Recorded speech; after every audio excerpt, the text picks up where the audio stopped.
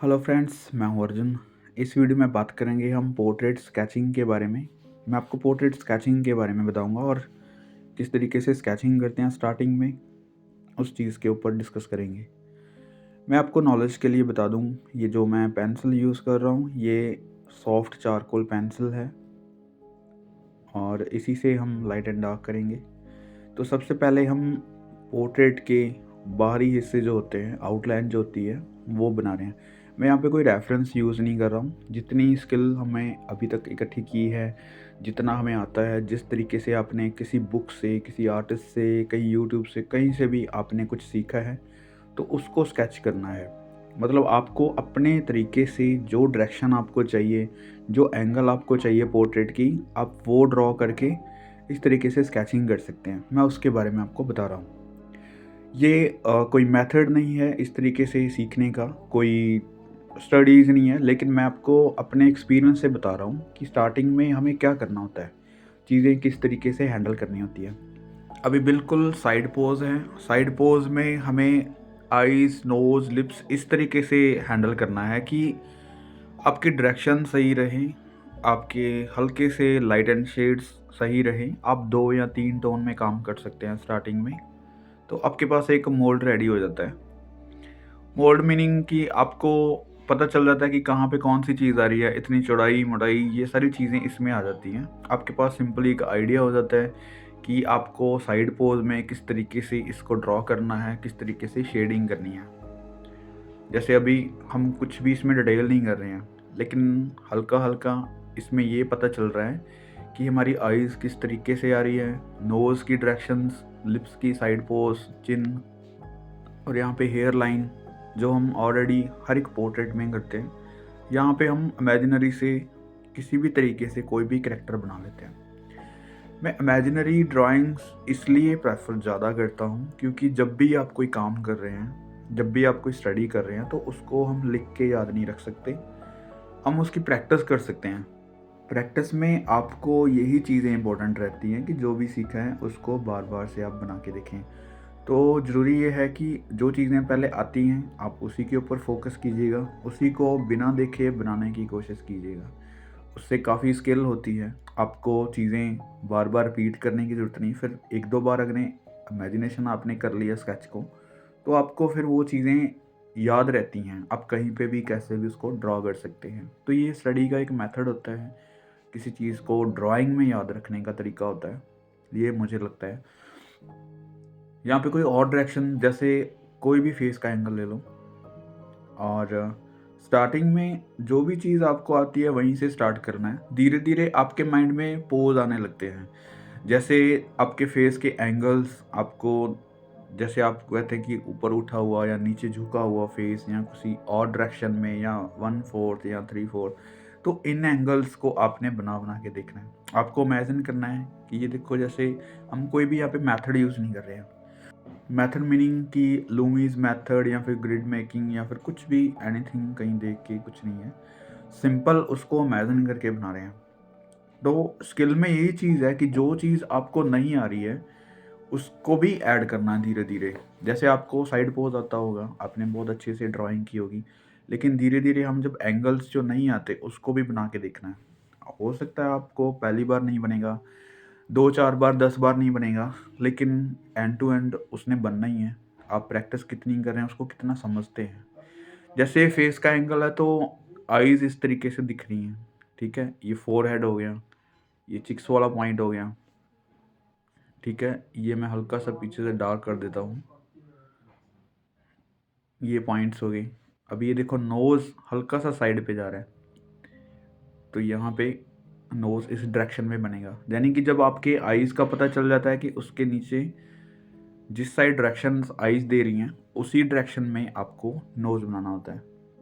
Nose आपको पता है हाई होता है, हल्की सी शेडो देते हैं, ठीक है? ये छोटा सा स्केच है, लेकिन इनमें आपको समझने की कोशिश करना कि मैं किस तरीके से किसी चीज़ को शेड कर रहा हूँ। एक तरफ लाइट अगर करते हैं, एक तरफ डार्क अगर करते हैं, तो थोड़ा सा इसको मिल जाता है, टोन्स मिल जाती हैं। उससे आपको क्लियर हो जाता है कि कौन सी चीज़ कहाँ पे कितनी डेप्थ में आ रही है, कितनी लाइट में आ रही है। तो ये देखो, बिल्कुल हल्की सी लाइनिंग से इसका पता चल रहा है कि इसका जो फेस का डायरेक्शन है वो किस तरफ है।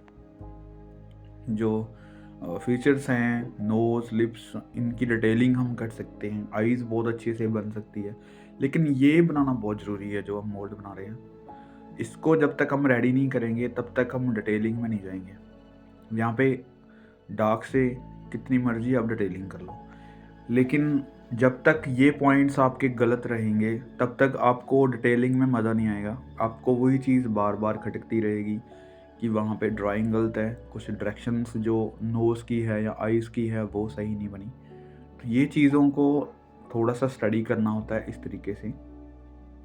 अभी देखो हम ज़्यादा डिटेलिंग नहीं कर रहे, ये बहुत ही छोटा सा फेस है, तो इसमें आपको पता चल रहा है कि हम किस तरीके से इसको स्टडी कर रहे हैं। कुछ और एंगल लेते हैं, जैसे इस तरफ कर दिया फेस इसका, अभी वो थोड़ा सा झुका हुआ है, एक साइड है, इसको अब थोड़ा सा चेंज कर दिया। यहाँ पे हम कोई मेथड यूज़ नहीं कर रहे हैं, सिंपली उसको कैच कर रहे हैं, एक इमेजिन कर रहे हैं कि किस तरीके से दिखेगा। लाइनिंग आईज वाली, ठीक है, नोज़ पॉइंट और लिप्स पॉइंट हमें मिल गया, राइट। इससे हमें क्लियर हो जाता है कि किस तरीके से चीज़ बनेगी। डिटेलिंग कुछ नहीं कर रहे हैं, सिर्फ उसको डेप्थ दे रहे हैं। जैसे आईज का डेप्थ दे दिया हल्का सा, ठीक है। यहाँ पे नोज़ की शेडो होगी, नोज़ इस डायरेक्शन में आ रहा है अभी, क्योंकि वहाँ पे जो आईज और नोज़ का जो पॉइंट्स होता है वहाँ पे टी पॉइंट बनता है। टी पॉइंट मीनिंग कि आईज किस तरीके से है उसी डायरेक्शन में एक नोज़ का पॉइंट भी आता है। यहाँ पे लिप्स हल्का सा नोज़ के नज़दीक बनेगा क्योंकि नीचे जाते हुए लाइनिंग है, चिन उससे छोटी बन रही है क्योंकि थोड़ा सा नीचे झुका हुआ है, ठीक है। एक तरफ हमने शेड कर दिया बिल्कुल, क्योंकि डेप्थ हो जाती है, तो डिटेलिंग में देखो नहीं जा रहे हैं इसको। फिर भी अगर हम दूर से देखते हैं छोटी चीज़ को भी, छोटे से स्केच को भी, तब भी हमें वो डायरेक्शन सही लग रही हैं कि फेस का जो एंगल है वो इसी तरीके से है। यहाँ पे नेक हो जाएगी, ठीक है, नेक को हम शेड में रख सकते हैं। नेक की जो शेडिंग होती है आमतौर पे जो फेस पे डिटेलिंग होती है या फिर डार्कनेस होती है उससे थोड़ी सी वैल्यू ज़्यादा होती है, उसकी डार्कनेस ज़्यादा होती है, क्योंकि जो चीज़ हाईलाइट में होगी, ऊपर होगी, डेप्थ में नहीं होगी, तो उसमें हाईलाइट्स पड़ती हैं। जैसे यहाँ पे फोरहेड हो गया, नोज़ हो गया, तो ये चीज़ें हाईलाइट रखती हैं यहाँ पे। और नीचे जितना हम डाउन जाते हैं तो वहाँ पे हमें डेप्थ करनी होती है। तो ये अभी हमारे पास एक फेस का एंगल हो गया है, ठीक है। इसकी डिटेलिंग अपनी मर्ज़ी से हम कर सकते हैं और डेप्थ दे सकते हैं, लेकिन मैं ज़्यादा कंफ्यूज नहीं करूँगा क्योंकि डिटेलिंग वाले फेस जो होते हैं आपको डिटेलिंग में ही जाना होता है। आपको ड्राइंग से लेके डिटेलिंग और बहुत ज़्यादा कन्फ्यूज़न बढ़ती है, क्योंकि कई बार हमसे सही बन जाता है, कई बार हमसे सही नहीं बनता। ये इसलिए होता है क्योंकि जो चीज़ें आपसे स्टडी नहीं हुई हैं वो यही होती हैं कि आपने मोल्ड्स वगैरह रेडी नहीं किए हैं, उसकी डायरेक्शन सही तरीके से नहीं बनाई है। वो इसलिए होता है कि इस चीज़ की स्टडी जब आप करेंगे, उसके बाद आप डिटेलिंग करेंगे, तो ये आपको याद रहेगा कि आईज़, नोज़, लिप्स ये किस एंगल में आ रहे हैं, पूरा फेस किस एंगल में जा रहा है, शेडिंग किस एंगल में जा रही है, शेडिंग कहाँ से आ रही है, डार्कनेस कहाँ पे आ रही है। तो इन सारे सवालों का जवाब ये है जो अभी हम स्टडी कर रहे हैं। डिटेलिंग आपके पेशेंस है, जितना पेशेंस से काम कर रहे हैं, कितना किसी चीज़ को देख के बनाने की कोशिश कर रहे हैं और कितना इसको पेंसिल को शार्प करके कोशिश कर रहे हैं हर एक चीज़ की डिटेलिंग करने पे, वो अपने टाइम पे और पेशेंस पे चला जाता है कि आप कितना टाइम देके कितनी पेशेंस से उसकी डिटेलिंग कर रहे हैं, कितनी समझ उस पर लगा रहे हैं, ठीक है। तो जो बाहरी आउटलाइन है, मोल्ड है, वो इस तरीके से हमारे काम करते हैं। जैसे अभी डायरेक्शंस हमने 3 बना ली है, तो इसमें जितनी भी गलतियाँ होंगी इसी में सॉल्व हो जाती हैं। यहीं से हमें पता चल जाता है कि कितना एंगल बनेगा, किस तरीके से बनेगा।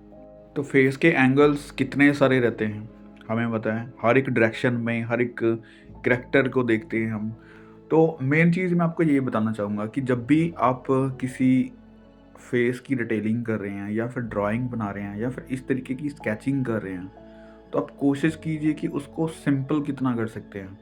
उसको कलर से निकल के, कलर्स वैल्यू से निकल के, लाइट एंड शेड से निकल के बाहरी आउटलाइन तक आना है। आउटलाइन को भी आपने कुछ इस तरीके से ड्रॉ करना है। अभी देखो आपको कुछ भी यहाँ पे नज़र नहीं आ रहा होगा, आउटलाइन कंप्लीट नहीं है, कुछ कंप्लीट नहीं है, लेकिन हमने फीचर्स एक बेसिक पॉइंट लेके उसी पे फीचर्स रख दिए।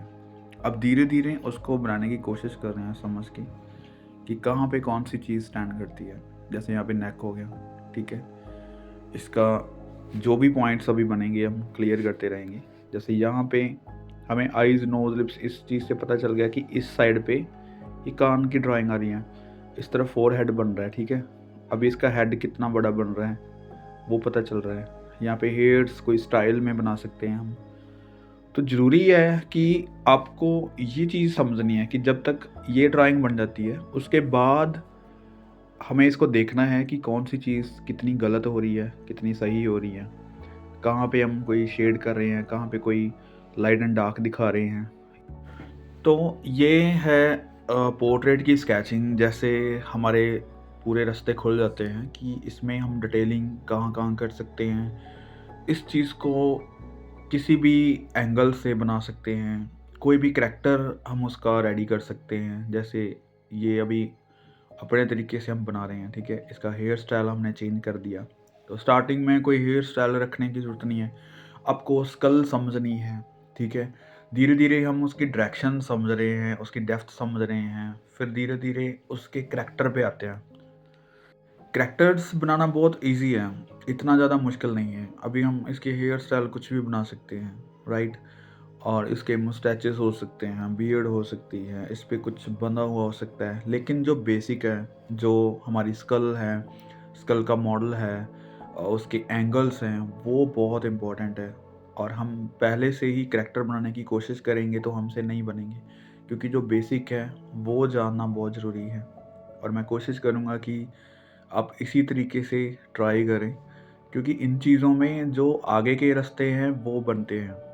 आपको शायद समझ ना हो रहा हो कोई चीज़, लेकिन मैं अपने एक्सपीरियंस से बता रहा हूँ, जब तक हम इन चीज़ों की स्टडी नहीं करेंगे तो आगे के रास्ते बहुत दूर दिखेंगे आपको। आपको लगेगा कि आपके एंगल्स नहीं बन रहे, आपको लगेगा कि फीचर्स नहीं बन रहे। और जब हम ऊपर की तरफ देखते हैं तो वो एंगल नहीं बनता, नीचे की तरफ देख रहे हैं वो एंगल नहीं बनता। वो इसलिए नहीं बन रहा क्योंकि हमारे पास जो स्टडी है, हम जो कर रहे हैं, करके देख रहे हैं, वो कुछ अलग तरीके से स्टडी कर रहे हैं। हमें वो स्टडी नहीं कर रहे हैं जब हमें ज़रूरत है, जिस चीज़ को हम सीख रहे हैं, जिसके पॉइंट्स को हम छोड़ रहे हैं, ठीक है। आप कितने स्टेप छोड़ेंगे आर्ट में, आगे जाके वही पॉइंट्स आपके आगे आएँगे। तो प्रॉब्लम वहीं पे क्रिएट होती है। आपका बेसिक स्किल जितना अच्छा होगा, आप आगे के वर्क्स, डिटेलिंग वाले वर्क्स उतने ही अच्छे कर पाएँगे। तो अभी देखो एक एंगल है जो हल्का-सा ऊपर की तरफ देखते हुए बना रहे हैं, राइट? हल्का-सा घुमा हुआ है।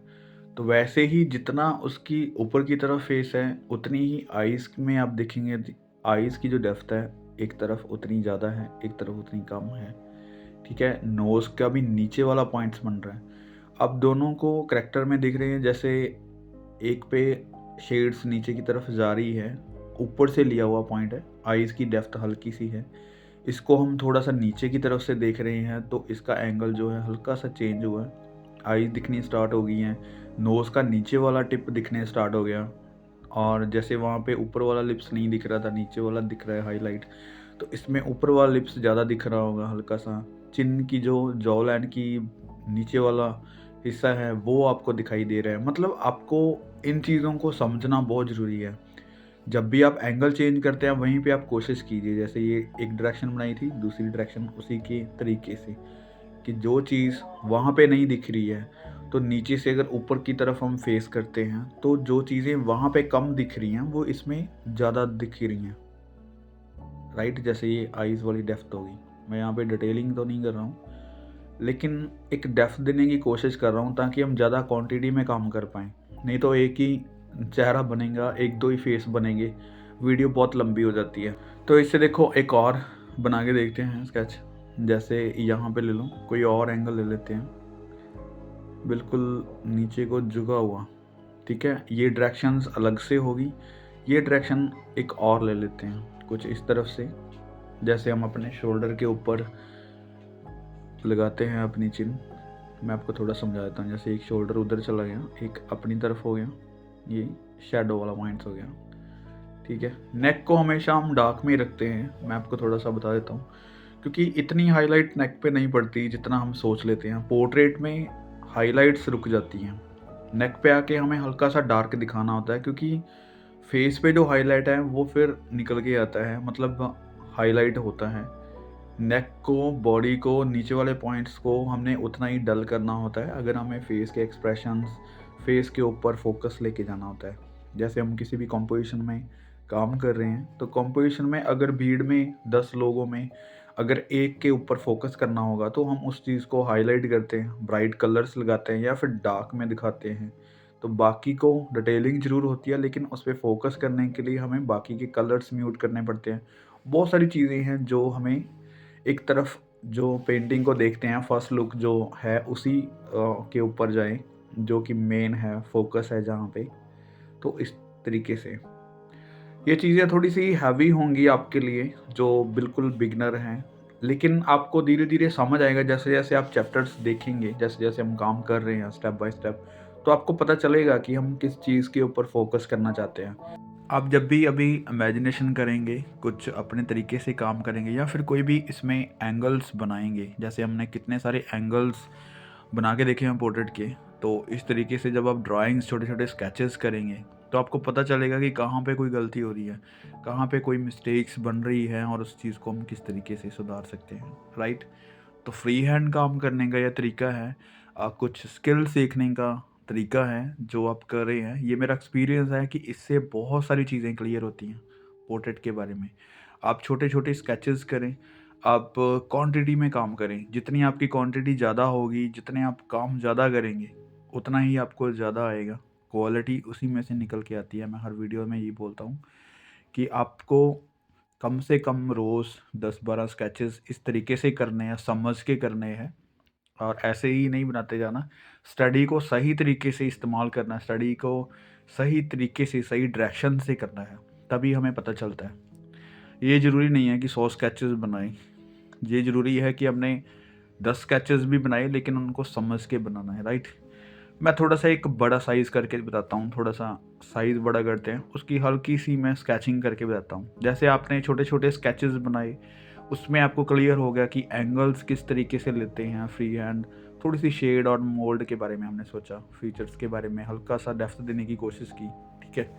यहाँ पे थोड़ा-सा एक फेस ले लेते हैं साइड, जो कि ये वाले पॉइंट्स हैं और यहाँ पे नोज़, कोई भी ओल्ड फेस बना के देखते हैं। जैसे हम कोई करैक्टर सोचते हैं, तो करैक्टर के बारे में मैं आपको बता रहा हूँ। सबसे पहले यही बेसिक है, ठीक है? स्टार्ट यहीं से होता है, मैं जो समझाने की कोशिश कर रहा हूँ, उस चीज़ पे आप फ़ोकस करना कि क्या चीज़ बनेगी। अभी फीचर्स ऐड करने के लिए हमें थोड़ा-सा लाइनिंग करनी होती है। ये मैंने बियर्ड ऐड कर दी यहाँ पे, ठीक है? ये वाले एंगल्स हो गई। ये वही चीज़ है जो हम स्टार्टिंग में कर रहे हैं। पहले इसका बेसिक था, अभी हल्की-सी हमने इसको फ़ॉर्म दे दी है, ठीक है? यहाँ पे कान आ गया, राइट? यहाँ पे हेयर्स, बैक साइड, यहाँ पे कुछ बंधा हुआ क्या बना सकते हैं, कुछ यहाँ पे हेड हो गया, कुछ भी कैप दे सकते हैं, कुछ बंधा हुआ बनाते हैं, कोई यहाँ पे पन्ना बंधा हुआ, ये देखो यहाँ पे जितना हेड है उसके ऊपर ये हल्का सा फ्लो आता है और ये हेयर्स आ गई। अभी आपको इसकी लुक के बारे में पता चल रहा होगा कि हम क्या चीज़ बनाने वाले हैं, राइट? तो ये है करैक्टर बनाने का तरीका। बेसिक से एडवांस की चीज़ें इस तरीके से मूव करती हैं। जैसे हमने पहले बेसिक सीखा है, फिर मोल्ड बनाना सीखा है, अब हम इसकी feature study, eyes, nose, lips, ये अपने तरीके से जितनी मर्ज़ी हम डिटेलिंग कर सकते हैं। लेकिन यहाँ पे हम ज़्यादा डिटेलिंग नहीं करेंगे। मैं आपको सिर्फ एक मोटा-मोटा आइडिया दूँगा कि किस तरीके से हम काम कर सकते हैं। 5-7 मिनट में ये स्केच बनाते हैं। क्योंकि जितना भी आपने काम किया होगा, जितनी क्वांटिटी आपने की होगी, वो समय भी कम लगता है फिर चीज़ें बनाने पे और फोकस भी अच्छा होता है।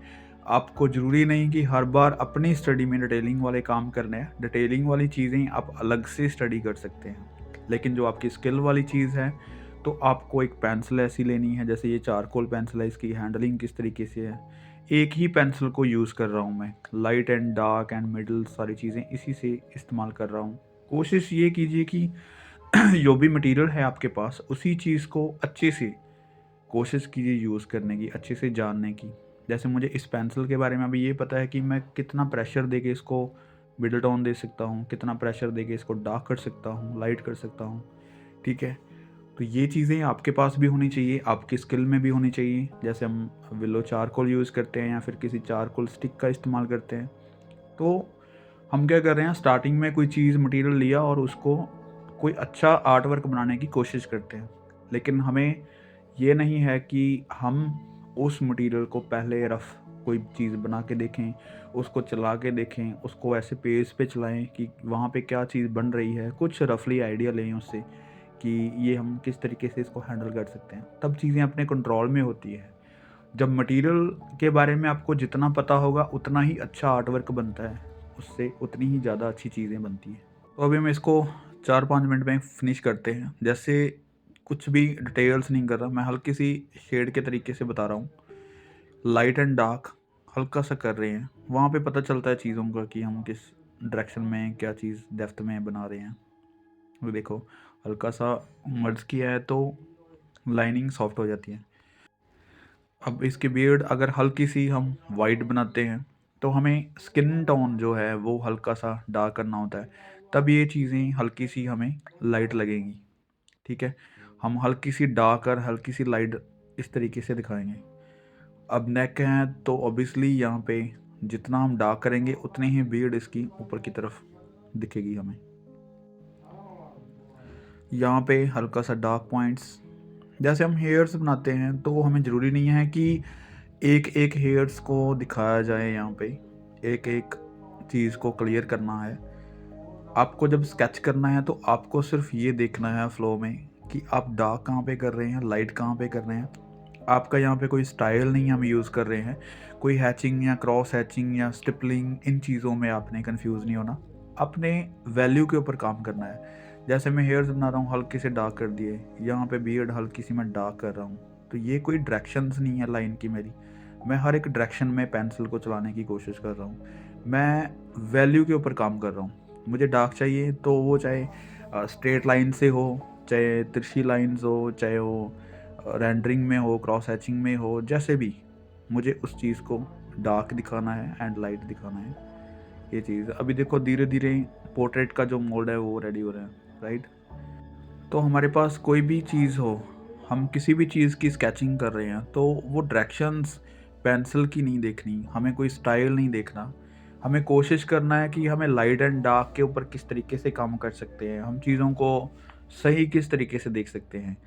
स्टाइल जो है वो बाद की चीज़ें हैं। जैसे अगर मैं यहाँ पे कोशिश करूँ कि हैचिंग स्टाइल में बनाएंगे, जैसे मेरा ऑब्वियसली मैं काम करता हूँ जो हैचिंग स्टाइल में करता हूँ, पोर्ट्रेट्स या फिर कोई भी चीज़, तो वो चीज़ें जो हैं वो बाद की चीज़ें हैं। मैं इसलिए स्टाइल में नहीं बता रहा हूँ आपको, क्योंकि स्टाइल आपको किसी और डायरेक्शन में लेके जाता है। आपकी स्टडी में एक चीज़ और ऐड हो रही है, स्टाइल। ठीक है, तो स्टाइल नहीं कैच करना, पहले आपको चीज़ों को समझना है, उसकी ड्राइंग सीखनी है और आपको फिर वैल्यू सीखनी है। Light and dark shades, tones ये किस तरीके से ऐड होती हैं, कैसे चीज़ सही बनेगी, उसके ऊपर फोकस करना है।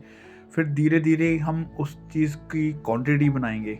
20-50 100 स्केचेस आपने अगर किए हैं तब आपको रियलाइज़ होगा कि हम इस चीज़ को बहुत अच्छे से हैंडल कर सकते हैं। अब हमारा टाइम आता है कि हम किसी चीज़ को स्टाइल में बनाएं। स्टाइल का मतलब ये नहीं होता कि आपको कुछ किताबों में देख के या फिर किसी आर्टिस्ट का देख के आप किसी का स्टाइल आप चोरी कर सकते हैं, आप उसको फॉलो कर सकते हैं।